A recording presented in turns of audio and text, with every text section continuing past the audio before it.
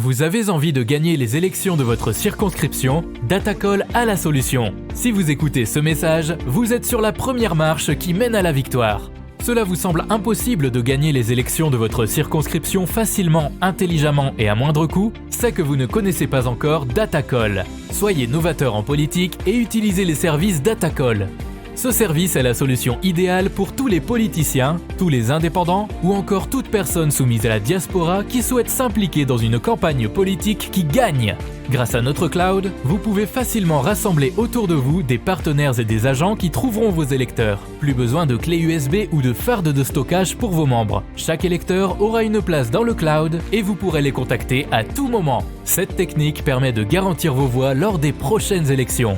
Vous êtes électeur? Soyez vigilant et vérifiez la transparence de votre candidat. Chaque candidat crédible se trouve sur Datacall. Si votre candidat ne s'y retrouve pas, il ne sera pas joignable et vous ne pourrez pas lui faire part de vos besoins. Il est donc inutile de voter pour lui. Vous êtes entrepreneur? Rejoignez l'équipe en devenant consultant de politiciens pour la campagne électorale. Non seulement vous aiderez une personne qui veut faire bouger sa région, mais vous pourrez également gagner de l'argent. N'attendez plus, créez un compte Datacall et soyez le plus tendance des politiciens. Des milliers d'électeurs vous observent à travers Datacall. N'hésitez pas à créer votre compte sur www.datacall.com. N'hésitez pas à créer votre compte sur www.datacall.com. Trois pointures de la presse à la recherche de la vérité. Mesdames et messieurs, Olanda Kimikole Utkoleka, Makambo Eleka ki bongo scandale ya Makambo ya conflit parcellaire. Lelo toko landa bongo toko sembola ba question d'actualité, ndena loba ki yango tozali misato bongo na mo loboko nanga pembeni awa tozali bongo na mwana mboka sans rival oye bani bongo na mosala na ye depuis Afrique du Sud azongi a pleinement na Kinshasa mbote na ye mwana mboka sans rival na loboko na yo mo bali pembeni tozali na ndeko Stéphane Balamwange ya Dem Télévision mbote na yo ndeko Stéphane mbote ndeko Raphaël le micro na weza musika voilà pour ça l'exercice alors, oui, voilà. Merci Nabatuto Balanda Bisso. Nous sommes ensemble, bien sûr, et ça pour la vérité. Toi, la vérité pour toi qui m'a cambré Namboka Nabisso. J'espère qu'il y a Moutuya et Kolobama Awa. Alors, dès Toloba Kibongo, trois pointures et presse, toko landa bongo na bokebi mingi pour na landa bongo ko sembo et vérité nana ni tozoye comme invité lelo ezali mwana mboka Claude Maluma azali bongo nani azali ki candidat gouverneur na ba élection elekaki azali pe également président à chambre des commerces à na mboka na biso Congo mais toko landela dossier oyo po azali proche et akoyi biso en qualité de qui a ko bimisa moto mingi na makambo eleki ya ni mwana mboka Didi Kinwani mbote mwana mboka Claude Maluma mbote Mutuna liboso d'abord ezali avant royeba ba congolais ba Rolanda ozali président à chambre des commerces ya banini ya ba kongomani awa ba yamba ki bino pas président de la République lors ya ba consultation pona yango donc président de la République azali na posa ko tombola bato oba ko sala entrepreneuriat na Congo mais awa oye comme entrepreneur té oye en qualité de qui d'abord avant to bandana nous makambo oyo ya lelo to fungola masolo ya lelo ngai na ye en qualité ya président à chambre de commerce investissement Congo d'abord yango bakomiawa chambre de commerce ezali to salaka yango tant to komona ke to salaka na badokolo babemba saolona balusakivana ba ventraska ba fonchi bazali susute to moni pe ke mbula na biso ezopusana to zokufa baljin ba jeune na biso ebele na bana na biso ba yebite ke na Congo ba homme d'affaires minene balaka bo basombaka ba avion bo bazaki premier noir ya osala la sud na Afrique ya mba ya se ya bato mwendo premier mutu asala ba banque eza dokolo azalaki congolais ba yebaki teke ba ventraska bazalaka ba fonti bazalaka ba kansebu ba jeune belé ba yebaki bangote pona bango ba yebika ke libanais ou bien indien mutu aza patron congolais za mungamba biso bité pour tout monde ba chambre de commerce ezali ezosenga ke pour congolais à kota na chambre de commerce il faut afuta $500 ya suka ba 3000 ezali banene to moni ke capital la biso ba congolais $500 réalité to créer ki chambre de commerce pour toi associer ba congolais nyonso ba adhésion eza ya ofele to yoki peke mutu muka za kozwa mbonga batu na mpasa kuna papa moko to chaki to moni ka komo zwa mbonga batu ye to landela ye poto longola ye poto interdisa ki mutu azwa mbongo te na adhésion poto yebi ba maman na biso ndenge bazo se débrouiller ndenge to na pasi bazana molobelité to sangana to tombola nkita mboka yango mona consultation ngai na tuzaki idée wana tuzaki na ndeko Didi Kinwani na ndeko Gabi Chabani pe basusu to décidaki ke tout ça la chambre de commerce a des yeux à ofele tout sangana l'union fait des forces l'union fait la force plutôt et que to yebake to vivaka éternellement te lobi to kokufa to kotika Congo na banani bana na biso pe baye baba mona pe sans rival Raphaël ba mona pe ndeko bino no s'oppose à la paix que ba média na bino ko ba mona pe que boza ba patron po ezala ka ateke ba payande ba komba patron na mboka na. Alors to fungula feu mbala moko na masolo ezali ya ndeko Didi Kinwani mwana mboka Didi Kinwani likambo oya lopango ezali lopango ya bato lelo babengani encore une fois de plus libanda to moni yango bato ba ko jubilé bato balobi état de droit et salemi po azoki lopango ya bato na ndenge ya kanyaka ndenge ya sengelité. Aujourd'hui, qu'est-ce qui se passe exactement na dossier oyo ya Didi Kinwani? Omoni nyonso oyo botali na media makambo uti ko lobawana ezali lokuta pe babenga kango aventure. Aventure ezali aventure de mauvais goût. Didi Kinwani a yibi lopango mutute. Est-ce que ba Congolais ba yibi quand même Didi Kinwani ndenga salisaka bat na mboko? Soki toke na gauche droite na minito to solana na gombe kaka. Kinwani naza na 3 mapango oyaye. Esika vanda na church bazo finge mobola esika vanda na church mabele apamba ya church. Eza 6 millions de dollars. Boulevard yaye. Analubefu yaye. Mabele wana Kinwani asombango depuis 2008. Papa Raphaël, papa sans rival. Depuis 2008 yaye azaka na problème te. Batu wana ba yende na 2014 pour ba signer contrat na Kinwani. Donc ce qui veut dire eza yaye. Mende soki bino boza ba journée soki bolingo yeba na mituna na bino nini eleki nini elekaki wana na ba question. Très bien, c'est là où même bien sûr. Est-ce que le poids financier ezali toujours?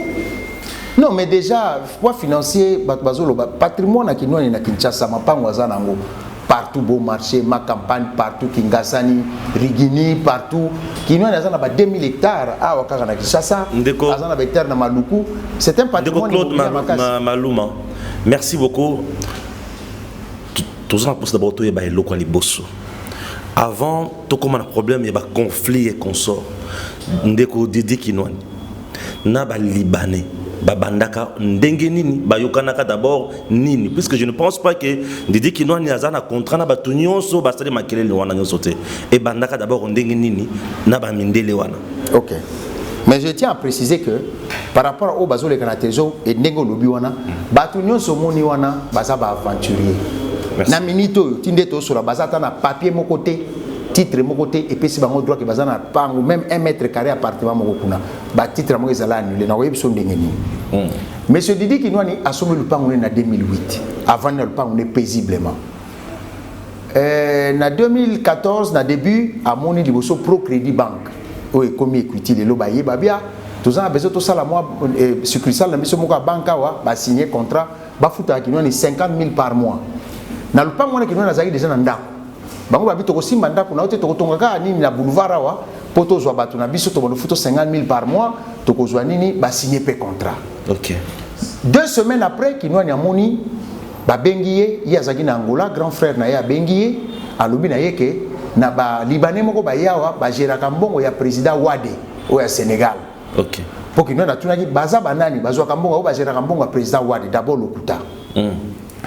Basali proposition to kotonga ba tour ya immeuble mi balé yo zu moko biso to zu moko Kinwani yazaki sincère na bango ngai na za na contrat na Pro Credit avant botonga te serait mieux to benga Pro Credit ba bengi Pro Credit a komi ba libanais ba garantie Pro Credit to kotongela yo ndako nona dans 6 mois bon ba signer contrat ba évaluer ndako Kinwani o ezaki sur place et ça na valeur à 2 500 000 ndako ba évaluer terrain bah 1 million et quelques à l'époque toujours en 2014 bien sûr. Donc c'est que patrimoine qui nous a mis et ça qui plus de 3 500 600 700 3 800 très bien. Donc ça wana nani ba garantir li ba Pro Credit qui ba tonga eloko tangu ba signer contrat 2 semaines après qui nous a mona mutu moko boya bimi de nulle part oyo avanda depuis 2008 mutu moko atungi ça été atuna eloko te un certain Mukindi avant d'aller aux États-Unis. Oh, Mukendi, aza pe propriétaire à lupango wana. Ah, Mukendi, auti wapi. Zambala la raté. Bato batekela ke nwana lupango, bayoki sango babengi. Oh. Balobi ke Mukendi aye wana. Mukendi moko boye na ba jugement, na ba nini certificat, na ba arrêté que ezalaki bien 100 mètres. OK. Kinwa na lobi oh. Mais banda kala na vanda awa na mona Mukendi te nde bato na ba epsete. Mukendi en réalité aza escroc. Batuni. Balito. Mwana ya papa Lito tembe ya Lito. Lito moboti apesa mwana ne tembe ya Lito sa fille. Otuni bien poto tanga bakombo. Balito ba epsiki ni te. Tango biso tozalaka wana, tango avant biso 97. Ndeko na biso Kungulu Mobutu asengaki biso atia compagnie na ye. Gérant compagnie na ye ezalaka mutu moko Mukendi. Tango 97 komi to kimi. Gérant wana to kamwa asalisa mikanda lokuta alobika ko mukolo lupango. Tango musée alobi to zonga mutamta zwanda kuna ye tozongi to kuta na ba certificat to funda ye ba condamné 5 ans de prison jugement ezali ba ministère elobaka ba biloko azali no ba arrêté ona kolobaka bien 100 mètres ya lokuta. Ah ya solo ba memeli kinwa ni jugement pénal yango akima Congo azalaka wate ndiki kinwa na kamwe. Mais là qui m'a ressemble. Akima ba condamné etanga moni condamnation te 5 ans de prison akimi na ye. Akimi aboy ko sala boloko. Aboy ko sala boloko. Aza fugitif. Akim aza fugitif ti lelo akima na États. Soka ya fu bakanga ye. Très bien. Akende États-Unis. To bomoni société angweza société bomona bakanga ba avion na Irlande. Yende Mukendi wana. Ayaka Congo te abata na États-Unis. Sikoyo tangu kinwa nyamoni bandiko samba pe na Mukendi wana mekinwa na yebite ke bato ya sinengi na contrat ba libanais. En réalité, bangonde Mukendi wana. Bango pe pakenda ko luka Mukendi wana. Mukendi asala ya aventure pour Mukendi soka botoli kinwa lupango bango bazui lupango. Donc ba yaka ne frappe ba frapper kinwani. Wana ayeba kité. Kinwa na zo bunda na Mukendi. Mais chance ba pesa ke jugement pénal wana. Soki baké devant les juges Mukendi amona na raté. Avocat na un certain Nyabirungu. Comprendra oya kolingo comprend pourquoi Nyabirungu a na dossier. Nyabirungu. Avocat ya Joseph Kabila. Nyabirungu mutazaina dossier. Il y a professeur Mataka. Oui oui, avocat. Je crois que Motuna Moussous est très important Jolanda Oyo. Dossier Oyo nde to benga en anglais caisse Oyo bozana yango. Est-ce que c'est politique ou est-ce politique te pour na kolanda très bien au communauté baye o ba pesa ki makasi na ba adversaire na bino lelo eza bato ya ancien régime. Nde sika oyo to moni kombo bokomi kotanga awa okomona pe babosha bacham na manzaka bande komisusu ebele bachacha manzaka bapesa bango force. Alors tango Mukendi abimi balibane tango basinaki contrat ole basilisa contrat na bango basilisa contrat te. OK. Batonga pe deux immeubles blanco. Batonga te yokate contrat sili kibungutu batongite. Contrat sili normalement il fallait bakende na bango. Baye Mukendi siko jugement ba pesa ki kinwani oye kondana ye Mukendi tango atali jugement amoni ke conseiller juridique ba libanais nde juge oyo akondana ka Mukendi Comment le président Sibou président Sibou aza siko juge na conseil d'état wana azaka na grand instance ye muta kondana ka kinwa na se poser question comment muta kondana ka Mukendi Mukendi aye en même temps aza conseiller juridique ba libanais nde mutu na ye e komi ko kinwa na komi ko landa na bolenge muke Botonga, bazotonga te, contre salinini, et sili, batongite. Baye ko zongela kinwani. O to moni contre sili, to sala ndenge nini. Kinwana lobino, bokende na bino. O te to kokende te, bango moko ba proposer kinwani. Ba bi voilà. Biso lingi to kende te. Biso to proposer yo que to sala contrat ami balé, to sala venant. Donc contrat ami balé. Na kati ya contrat wana tozo komabui kembala oyo lokola to lekisi yo tanto buka kindako na yo au père de mingi ozo zo mbongo te procrédit ngaka futa yo ana tanda kwa procrédit pe batonga kite procrédit pe akomotungisa suki nwani mais finalement ba bino tozo sala ngombango mbango poto rassurer yo to signer avenant 002 to tiango acte transactionnel to komana katike ke to komana katike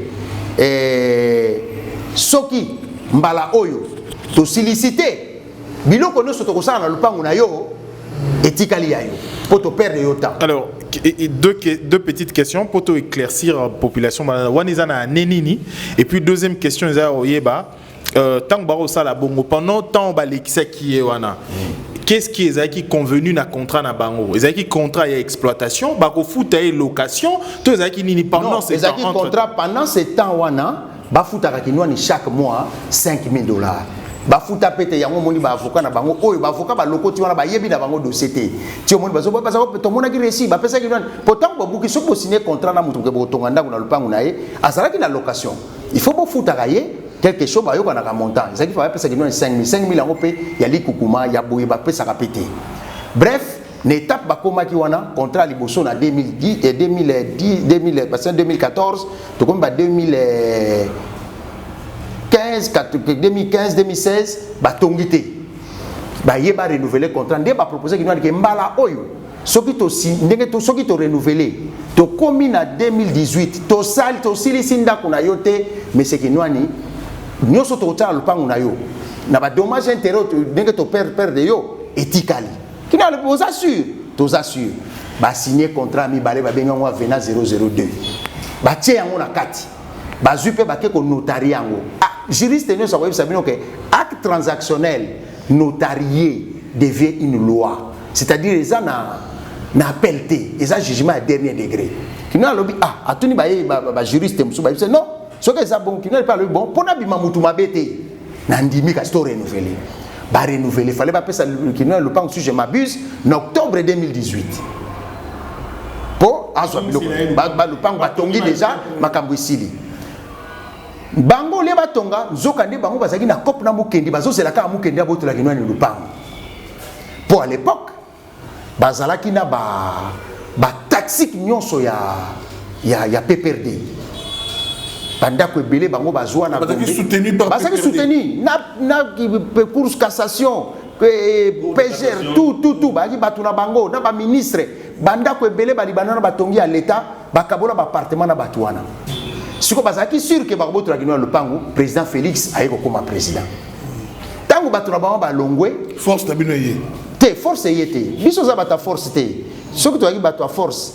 Mais tout ça, nous expliquer qu'on comprend ce que ma eu ezo le kato biso bata biso za bata droit. Biso ba papa na biso ba éduquer biso ko respecter droit. Ngana ko préférer. Ndeko nga magistrat expliquer nga ke ndeko na place aux en tort. Tout ça la bongisa na ndeko nao. Mais je pense pas que kinwa na tort. Nga soko moni nga sa rival. Nazo défendre you yeba que à 1000% za na raison na kota ka dossier ma yu yate na lança ko tu défi muntu to vanda na poto o ayebi ka sala cop nanga ot ma yu ya onini atombola musape abima abenga bino azate na sala cop te na vinanga balibane wana tango ba monike balongoli batu na bango wana balongwe na pouvoir ba monike batongi ndakute date kokakate et koki kinwani a respecté loi a salini a bengi ben inspecteur ba convoquer les deux parties ba commis na terrain ba lobi toye ko tala ndako o botongi pour de les ben inspecteur ba monique ba banda ki fondation ba kenini mais ba tongi te qui inspecteur a constaté PVSA que devant les deux parties n'a constaté que ba tout oyo ba tongi te.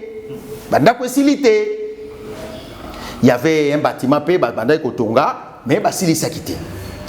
Inspecteur tant a constaté madame Nawal nazo préciser bien pour batmazo le la télévision boye ba bata lokuta ba yebi même pas dossier bazo ko sakino na gagner dossier tant moi son a kufi lokuta procédure bandaki moi son a envie. Est-ce que vous croyez qu'un homme respecté dans le Congo, le coup Eric Mandala, a coquille kokosa parce que Eric Mandala a fait des déclarations. Il a vu pour ceux qui ont parce qu'il y a sans rival dans bateau à Kosi. On a se permet de à Kosi. Eric Mandala tia zawana sa sur un certificat. Donc le certificat n'est pas annulé. Et puis il y a Sabina un certificat en ndengeni. Il peut y bango to continuer. Tango siko ba komi n'étape wana. Kinwani a 21 t. C'est-à-dire botika la neta au bozali kinwani na kata lupango bino bo continuer à faire rotina suka. Kinwani azui kinwani na jugement na rétractation kinwani a sali appel. Botu na jury c'est no soki mutu a sali appel na jugement article 21 ezate. Donc baton ba cause na droite c'est-à-dire bozaka na jugement o eliboso ebimaki. Yango nde baza na étape wana et lo comme so ezate mais au cas moi ndenge tuzomona bazo forcer mais bakota na kati bato ozotanga wana bazozo bakuluna bake bakopere na ba généraux bazui ba policier mais s'il vous plaît ndo otangi moko ya ba azali mécène ya bato ba ebi ba kombo bato batangaka ce sont bazali ba na qualité ni ba sombi de ba appartement wana pourquoi est-ce que bato ba sombi ba appartement bazali ko réclamer pas libanais ou azali comme ko se présenter na justice to place au ba sombelité ba ko s'attaquer na Didi Kinwani tonani mususu mais justement si ko congolais mayele si ko fa se poser question yo tuni justement parce que ba yebike na ba libanais zala ki cop bango bazala ki basomba soki basombe pa ba libanais ngai papa na tekeli yo mutuka et que papa sans rival aye alobi ke mutuko yo batekelaki yo na monsieur Maluma eza ya ngai papa sans rival abotoli yo mutuka wana yo kofunda ngai mutu na tekelaki yo donc bango fo bafunda libanais mais bazo funda libanais te la plupart ya bato wana ezalaki cop bango tango bakendaki na pas ba libanais na époque ya Kabila bakendaki na époque ya libanais na tango ya Kabila bakendaki pona bakendaki ke ba soutenir ba libanais ba botola kinwa lupango contrepartie ba pesa bango ba appartement vérité yango wana sikoyo ba somba te poso ki ba somba ki vraiment que ba pesa ki libanais mbongo faut pas réclamer pas na papa makela lokuta bazana certificat te et ça ma aventure propriétaire ba certificat est annulé mais justement quand ton certificat est annulé tant yo salaki na lobby vendeur na yo eza libanais quoi na justice ba annulé ba certificat na o ya zwana o bino bozwa siko yo réclamer pas nan et pas libanais mutateke ki yo comme ba yebi vérité comme baza makamsu moya ba luki entretien d'abord na ta dit papa na kati wana ozana ba escroc ozana ba feman ba kenda ko frapper ba mbongo batu ba yako ba frapper ba yako pesa ba libanais ba utiliser mbongo pour ba blanchir mbongo na bango ozana ba politicien oyo bazalaka ya kala ba cop na bango ezalaki wana c'est des mafia bien organisée bien huilée. Donc, yango moni bazo sa charger na Kinwani et en complicité avec certaines personnes. Voilà. Très bien, on a vraiment compris que dans Mboka na biso aujourd'hui, des Libanais, comment batu ya makasi, balia ou nous balingi, gombe vraiment kalate ko kuma ya ba mindele. Biso batu mwini tozala kana kalamu, tozala pe na côté Angile. Bon, problème té. Merci. To comprendre yo très bien ndeko Claude. Na niveau de justice, si je vous comprends bien, recours monsieur Kosala ezate. Première question. Deuxième question, Didi Kinwani aujourd'hui à mon que batouana bazana bonne foi te na nyonso. Décision na ye ezanini. Bon, en fait, likambo to vandelia wa lobby.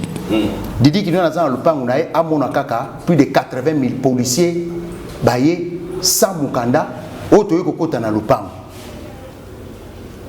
Bamuni nini Eric Mandala bazaki libanda na mituka bayena batu plus de 100 personnes toyeko kota na lupango bazana ni oloko nazo bisabino botuna bango po ngana bimisa locataire na yazo futele pana fona zo jugement de guerre bazana ni jugement de guerre bazana ni je bazola kisa nini baola kisa o tozana document de défense exécuté oui papa tozo kende wapi document wana na document Kinwani wapi za likolo.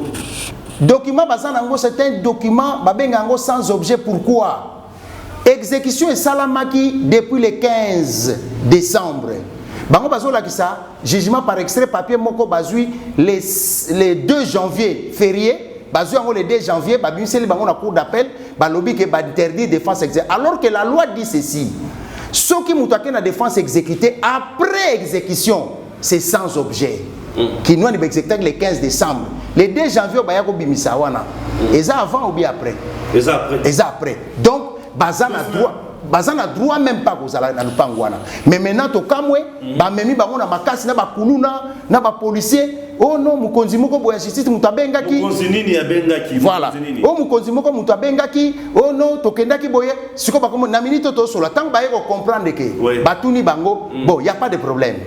Bokoti si bango lupango. Na titre nini ba na ngwata mutu moka za certificat. Tant ba tona ba kotsa ki bango. Ba comprendre que baza en force bango bazo ba. Pas ba parquet mutu ba kotsa ki to ba nani ba yaki okotsa. Ba parquet mutu ça.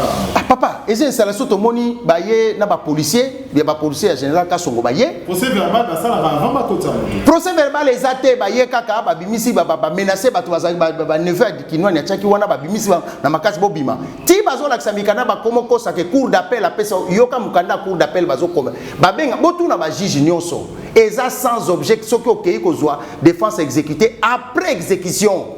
Et ça, vous avez des papiers, vous avez défense exécutée. Défense exécutée, c'est la capona, on empêche de exécuter. Mais aussi à exécuter, au cause de la défense exécutée. Il y a un monde bazui, baké côte sabango. Alors que pour côte sabango dans le pang, il faut baser un jugement de guerpissement. Et baza bazo baté ba yebike. Pour baser un jugement de guerpissement, il faut un titre. Baza na ngoté, ba titre ça en combat de Monsieur Claude Malouma, je crois que na ba maman au bazo landa biso nzambe songa bango ba comme peut-être na premier CO, mais bah avancer dans ma étude pas si na mutu bazo comprendre vraiment bien. Ce qui aux autres problème na voisin mutu akata makambo c'est la justice. Mais maintenant c'est la tour de Babel. Tout comprendre était boké et la justice, mais justice comme si les lots mais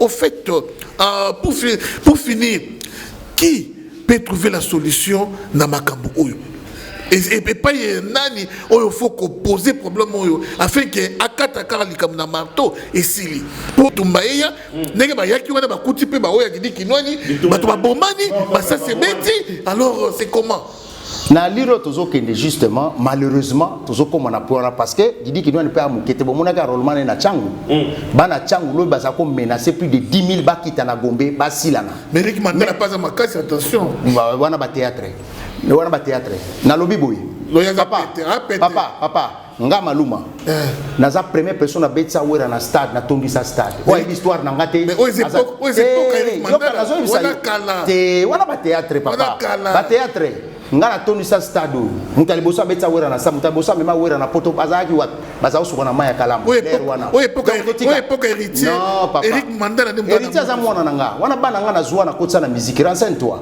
ngamu na zuwa bango na kotsa bango na musique donc soto tika pa makambo wana toujours ça la makambo nous sommes des hommes d'affaires mais honnêtes nous ne sommes pas comme ça ne compare pas les murs et pas mille ngai didi kinwani tout ça bateau tout ça la preuve na mboka avec l'argent propre. On n'a pas fait de la fémanie, on n'a rien fait, on n'est pas des voleurs, on a travaillé dur dans le diamant, j'ai fait beaucoup de choses et voilà, je suis un homme d'affaires accompli, intelligent, j'ai fait la haute étude des sciences commerciales à Montréal, à HEC, je suis un diplômé universitaire, je ne suis pas à peu près.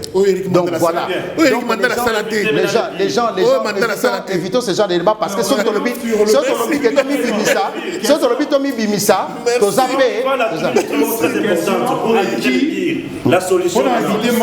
la solution est Ali Bouy. Parce que c'est au nom d'un homme que la justice a été rendue. Voilà.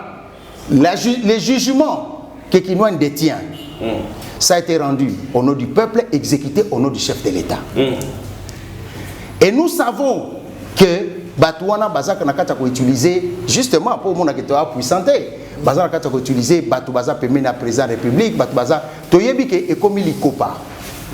Bamususu baza ba jaloux à Kinwani, bamususu toyebi, nyoso ba osala ekomi cop pour ba soutenir. Mais tant bazo soutenir ba libanais, ba yebakake. Oh bazo sala pas Kinwani lelo. Lobé ekomi la bango. Bozo pesa ba libanais pouvoir. Bozo pesa ba libanais puissance. Le Dieu qui est en haut, vous les juges, les logos à la magistrat, les logos à nos konza ba juge, les logos à nos ministres, les logos à boy, lobby bana na yo ba ko futa.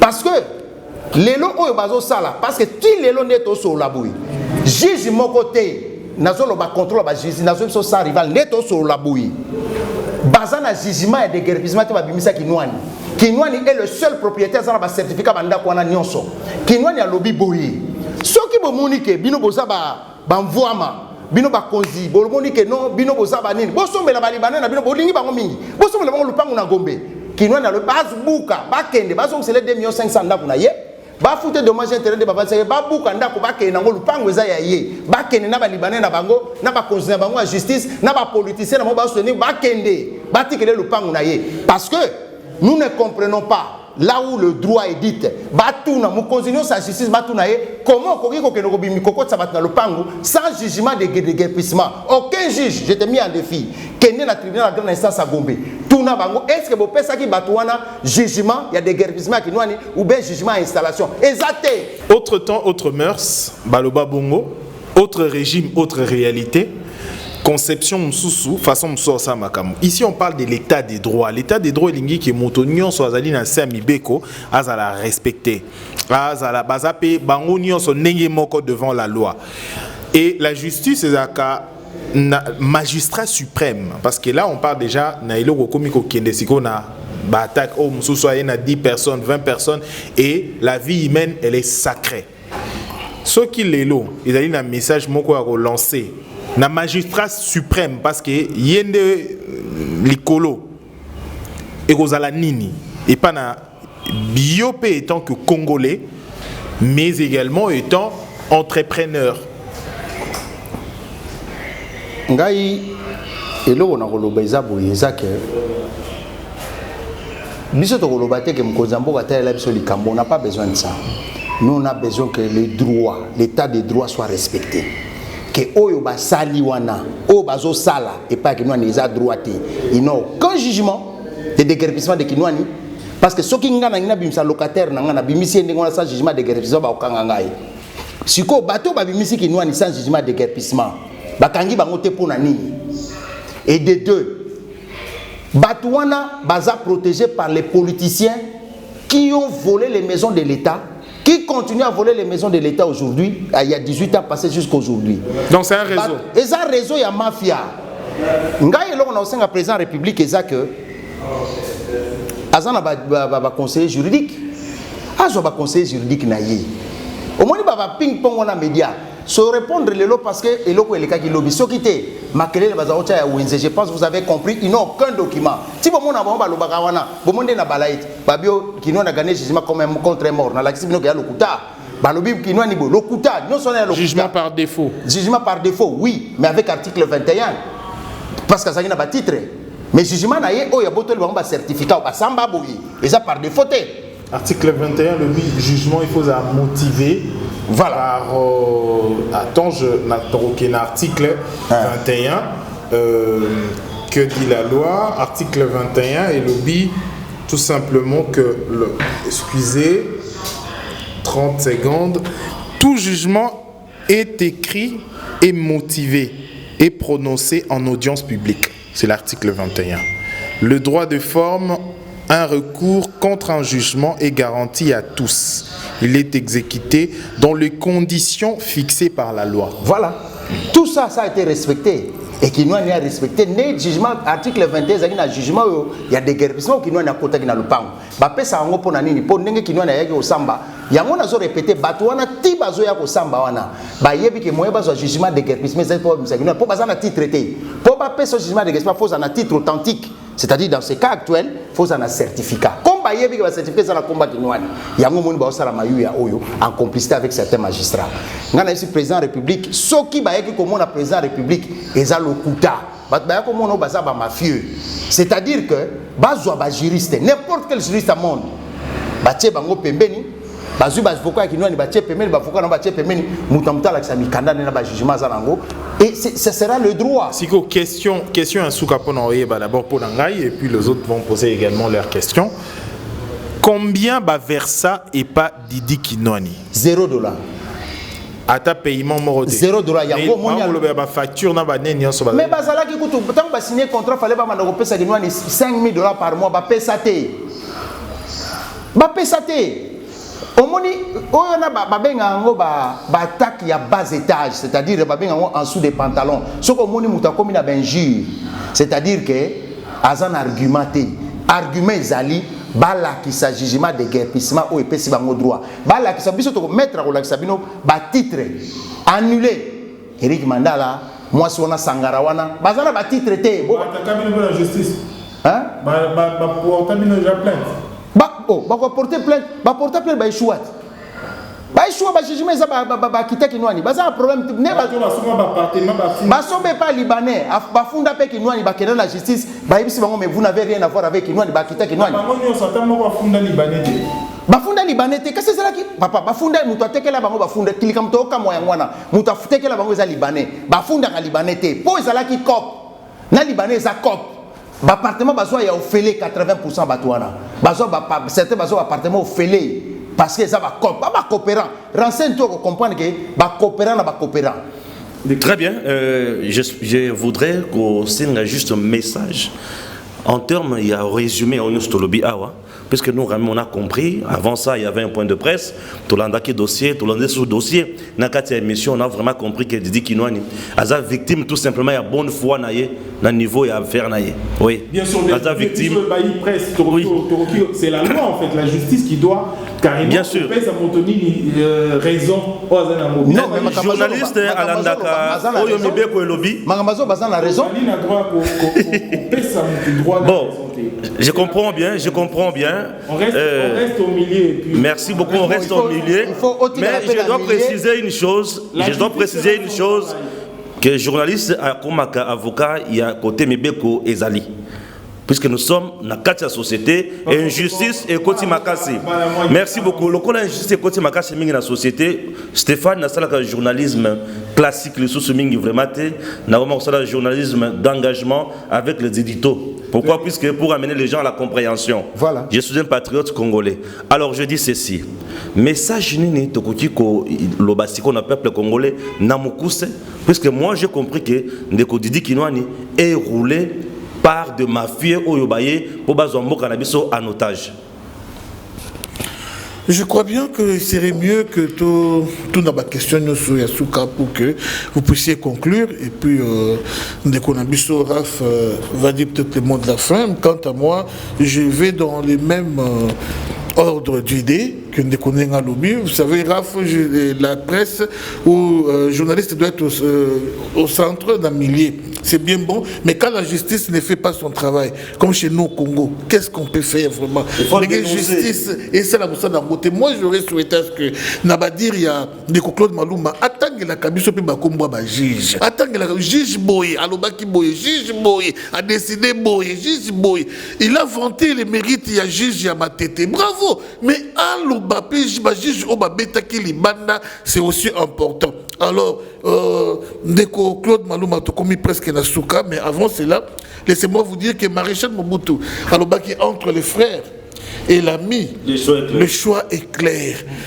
Didi Kinouani qui pèse, qui dans ces pays, qui peut vraiment,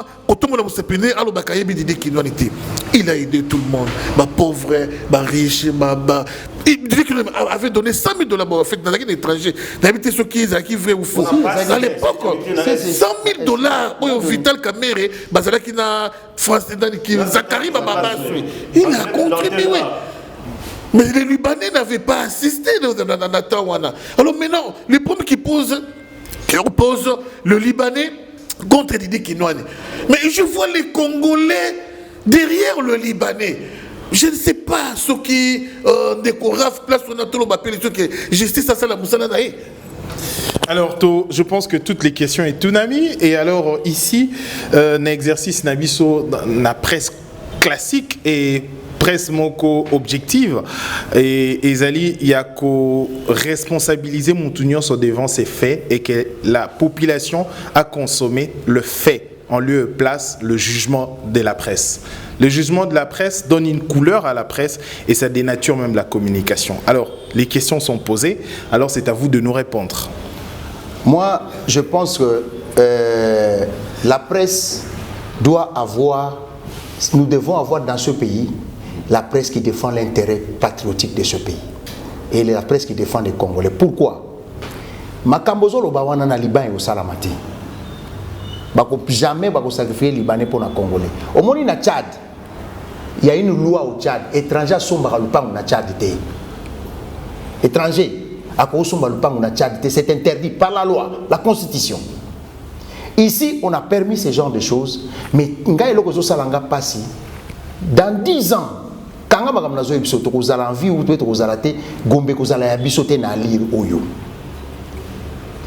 les pauvres présidents de la République ont payé tout pouvoir, mais ça les langues pour aider le peuple congolais. Pas pour détruire Mboka Oyo. Ngana zolo bakaka bouye.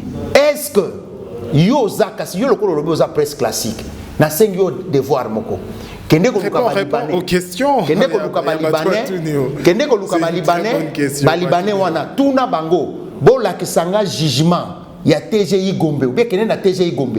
Est-ce que les Libanais ont besoin de jugement de guerre, puisque de guerre qui nous exact. La population est pleinement. Population, la population, la biso tozo boyande, ndenge sans rival à lobby Kinois ni soka azumbongo akoli yango na mboka oyo mais libanais soka azumbongo akena ngo na mboka na ye Didi Kinois ni aida ba congolais belengala zo défendre intérêt ya ba patriote ba investisseur congolais l'autre ça suna ba homme d'affaires congolais té muke to za na bango to batela bango mais tout ça na kata détruire mboka na biso injustement avec des injustices comme ça donc nazo apprendre que na minute oyo bato na lobby na ba policier bakendaki na bango na ba bakendaki na bango na mutu atindaki bango soit disant juge na bango nyonso na ba généraux na bango nyonso bakendaki illégalement je l'ai dit devant le contrôle des juges il y a eu pas un jugement de déguerpissement sans acte moraux juridique égalité et acte juridique légal exaté.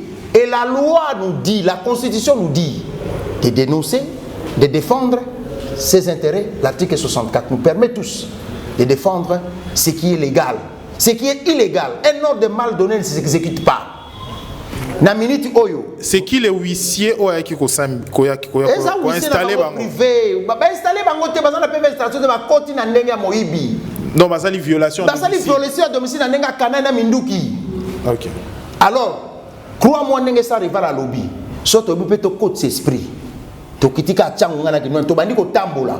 Tu connais même 100 000 personnes à Wana Gombe. Tu as salangoté pas parce que tu as bayuma. Tu as vu pourquoi tu as salangoté. Alors, tu dois avertir bateau oh bazo ba billet faire à Libanais. Ba profiter de la fonction officielle là pour ba aider ba Libanais. Awa bozo salaboui. Boyebe peke bozo te kamboka. Boyebe peke ba Libanais de ba bomaka musée. Boyebi peke bozo fungola ba étranger après bo bando koloba. Na Rwanda bandaki boyi. Après Bobandakoloba Sousso, les Libanais, les Indiens nous ont pris le pouvoir. Bozo pe sabango pouvoir, bozo pe sabango mbongo, bozo pe sabango nyonso. Tiba Libanais ba renommé ba président de la République na mboka o. Boka ma na zo sabino. On continue car. To comme na suka édition na biso, la dernière question yangai ko yeba aujourd'hui il y a deux questions on est dans deux volets.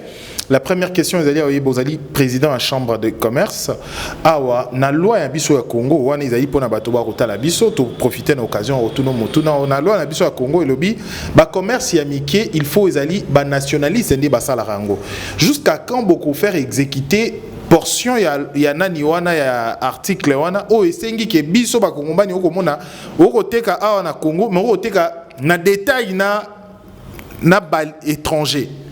Alors que la loi est sali que bah étranger bateka étant bah grossiste. Question à mi balé to même volet il y a mbo cannabiso il y a 1000 façons il y a ko faire perdre mon taux bah droit to mabélé naé. Aujourd'hui pour na Gombe situation à Gombe une grande partie au bateau ba botoli déjà m'a belé l'état ou l'état zaki nango ba place musuzu zaki ba société muto zaki comme bango banda qui couvrir ango aujourd'hui c'est plus le cas. Aujourd'hui comment vous pensez qu'au faire rétablir l'état na ba droit naé oyo centre ville il faut la plus visible na babiloko o l'état zaki nango na contrôle les étrangers l'état za na contrôle na ba activité na makambo ba ko salate. Mais justement, si vous rejoindre Bango, je pose une question. Moi, je pose des questions. Je reste sur le fait. Question ouais, voilà. Réponse Nangezabou. Kassiango toujours déploré. Vente ya ba Congolais. Les lots qui normalement tant toujours qu'on a la police économique, le ministère économie, qui régularisait ces genres de pratiques au que non maman zo ba de commerce à détail ça ba Congolais. Les lots police économique kufa poani. Ceux qui police économique a que contrôler mutazo te ka état za indien libanais. A bengi général, a bengi colonel, a bengi son excellence. Yango pe kinwa na zo vivre. Yango moni ba boto la biso vente économique. Mobutu pendant ce temps, c'est pour cela que tout le monde Mobutu a oumela qui parce que tika commerce à détail, ba maman ba zako teke za ta mobile salaire ezate maman lokola zo teka famille ezolia ba futa ba na classe. Mais biso lelo que ba koma ko teka na mikate na masangu ba indien na ba libanais pourquoi? Ata zo teka mikate. Ce que yo policier économique ko tuna ye. Ngana benga général, ngana benga gouverneur, ngana benga son excellence. Ba benga kapé. Au moins pe général na ba pété mo konzi pe ministre a longue pe cabinet na ye aye pe ko ça. C'est ça chambre de commerce. C'est ça. Mais tout ça qu'on dénonce, il y a moins tout ça chambre de commerce. Il y a encore kasozo dénoncer makamba kinwani. Il y a encore tout ça dénoncer, c'est la même chose non? Donc kinwani na minito na ndako na mboka na ye. Na pays na ye. Azana droit. Bazo bafouiller ngo po batumoko baza bakonzi. C'est ça. Tout ko ke négocie droit po batumoko balati ba soutana noir, baza mokonzi, alobi te. Nga na zuna nga partir ba libani na tie na tiroir. jugement de guérissement exact. Dit bon, soka basoda bo keneka kabo mekaka esprit, aucun droit. Mais au salam. Ndenge moko na police économique otuni, oyo tuni awana otuni magamba police économique, ezan ndenge moko textuellement. Gombe ndenge tozo kende wana. Ti toza ko kola na kisasa. Basa rivala ko yebisa. Soko zo kende uti garça zo kende. Droite mingi ezaki banda kwa l'état. Ti autour à primature. Soko komi na niveau 24 na gauche, bo ranger tous ces ezaki banda kwa l'état. Mais le lot yebisanga ba immeuble on était les magabana basia. C'est quand ba ministre na biso. Ba signer contrat lokuta, ba kaboli ba appartement, l'état tikel tam na bureau moko kaka ndako l'été ke. Soko tali pe ba mbongo ngo ba libanais ba yaka na ngona mboka oyo. Ba libanais ba yaka maboko pamba to biso ko na limité to mona ba libanais ba zo na bon marché ba ko foutre ndako même pas na limité. Lelo ba koma ba patron parce que biso moko ba autorité na biso oyo bazo sala kinwa yango basa yango na lobby boyi. Na lilo tozo kende. Balibane ba kocha président république na mboko na bendien na lilo tozokende. Voilà, tokomi na souk édition na biso 3 pointures de la presse avec l'objectif il y a recherche à vérité en tokenda ki nango c'est à vous population bomoni de partout alors Bolandi biso merci na bino Bolandi biso sur 10e rue télévision Bolandi biso pas sans rival Bolandi biso na Edem télévision Bolandi biso également sur 10e rue télévision merci na bino sur Info 243 tokutani prochainement merci moi Mboka Claude Malou Azali président et à chambre de commerce à Congo, Azali Bongo politicien également. Tu éviter cette fois-ci aux candidat gouverneur, aux la député national, tu éviter bonne chance toutefois. Tu comme la gouverneur Bochaki Boboya qui pour le préfet Bomonit. Qui est commis Bomoni n'est que ça c'est commis. Parmi le 25 ah boni va fantir à boy petit ko vous avez so ba avec. Merci, au revoir. Messieurs dames, Tanguy Koki.